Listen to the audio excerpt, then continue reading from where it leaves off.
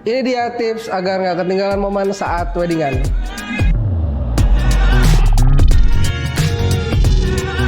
Selamat datang di channelnya Nesno Moto. Kenalin, aku Dimas, aku fotografernya Nesno Moto.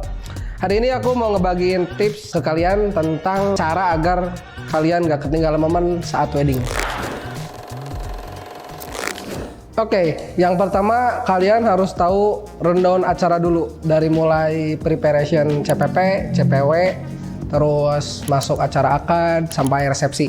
Nah, karena fotografer wedding itu harus sistematis gitu secara pemotretannya, dari mulai preparation, dari mulai make up, harus ngikutin alur acaranya. Karena nanti kan hasil foto yang kita ambil ketika di lapangan akan dibikin album juga kan, akan dibikin magazine.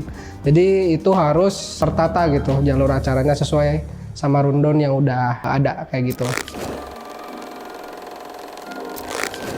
Yang kedua, penguasaan lapangan. Nah, penguasaan lapangan di sini itu sebenarnya lingkupnya banyak ya. Cuman kalau dirangkum itu meliputi kayak venue, udah jelas lah ya, venue. Terus kayak tempat-tempat atau spot yang enak untuk dijadikan tempat pose, itu juga harus diperhatikan. Jadi harus minimalnya ketika kita belum tahu venue-nya, nah kita harus research lah, kita harus cari dulu tempatnya kayak gimana, terus di mana sih spot-spot atau ya sweet spotnya tuh di mana untuk naro objek gitu. Nah itu tuh harus dipersiapkan gitu, harus kita minimalnya tahu lah venue-nya kayak gimana, sehingga ketika nanti kita di lapangan, terus misalkan udah mau pose CPP atau CPW, kita bisa ngarahin pengantinnya mau dipoto di mana gitu, tempatnya di mana. Karena kan terkadang tempat juga mempengaruhi hasil foto. Misalkan kalau kita pengen bikin yang kayak BW, karena aku suka bikin BW sih sebenarnya, kita pasti ngarahinnya ke tempat-tempat yang ini enak nih buat dibikin BW, atau ini nih enak nih buat dibikin fotonya kayak lebih cerah gitu, lebih segar gitu. Nah, itu harus diperhatikan tempat-tempat seperti itu. Yang ketiga, nah poin ini tuh sebenarnya nggak tertulis di teori, kepekaan. Nah, jadi kepekaan ini sebenarnya mencakup dari dua tadi poin di atas. Setelah kalian tahu rundown, kalian tahu venue-nya kayak gimana, situasi di lapangannya kayak gimana.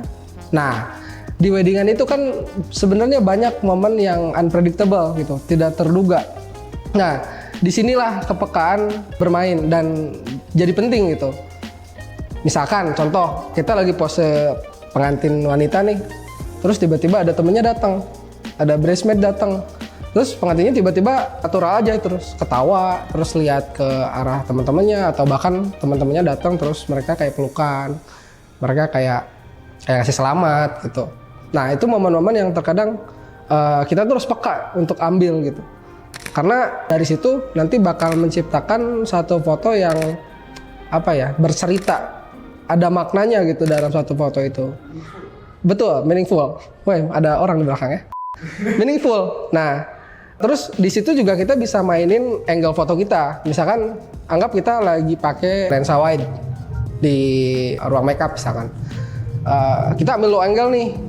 Nah, tiba-tiba wanitanya di depan, contoh di belakang ada temennya yang datang. Nah, kita bisa ngarahin tuh si fokusnya misalkan ke temennya, sehingga si perempuannya, si CPW-nya itu kelihatan ngeblur. Cuman yang kita fokus ambilnya ke temannya yang datang, dan kita ambil tuh ekspresinya. Nah, contohnya seperti itu. Kepekaan akan terasa lebih penting ketika momen-momen seperti itu.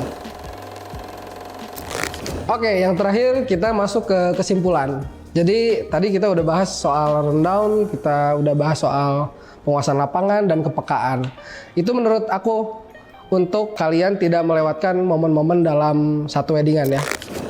Oke, segitu saja dari aku. Jangan lupa like, comment, share, dan subscribe channelnya Nesno Moto. Dan jangan lupa juga di follow IG-nya Nesno Moto dan IG aku Dimas Wijaya. Sampai ketemu lagi di video berikutnya. Terima kasih. Bye.